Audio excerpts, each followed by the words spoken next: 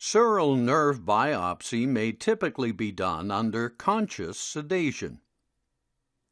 The patient is positioned supine with a large gel or blanket roll under the hip ipsilateral to the site of biopsy. The leg and ankle are then supported to allow access to the lateral malleolus.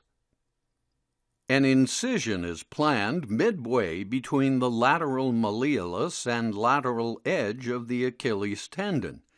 It should be sufficient to provide about 5 centimeters of nerve.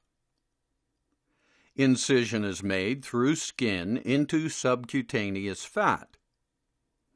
Dissection hereafter should proceed with blunt dissection and parallel to the course of the nerve to avoid nerve injury.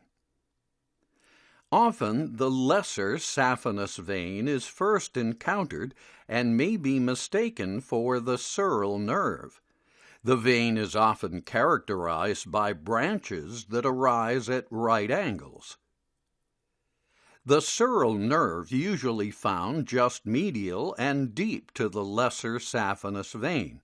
It is characterized by the typical striated pearlescent appearance of a nerve and no branches until distal in its course at the level of the lateral malleolus. The nerve is cleared from soft tissue attachments proximally. It is important to keep the nerve moist until placed in fixative solution. The nerve is ligated with a silk tie. This aids in applying traction for another silk tie, which should be placed as proximal as possible. This step may cause brief but significant pain, and coordination with anesthesia allows optimal analgesia. It may also provide reassurance that the nerve has been appropriately identified. The nerve is cut proximally. The nerve is then dissected and cut distally. The patient does not feel this cut if the first cut is performed proximally. Nerve fascicles should be confirmed on the cut ends. Appearance of a lumen signifies likely a vein has been obtained in error.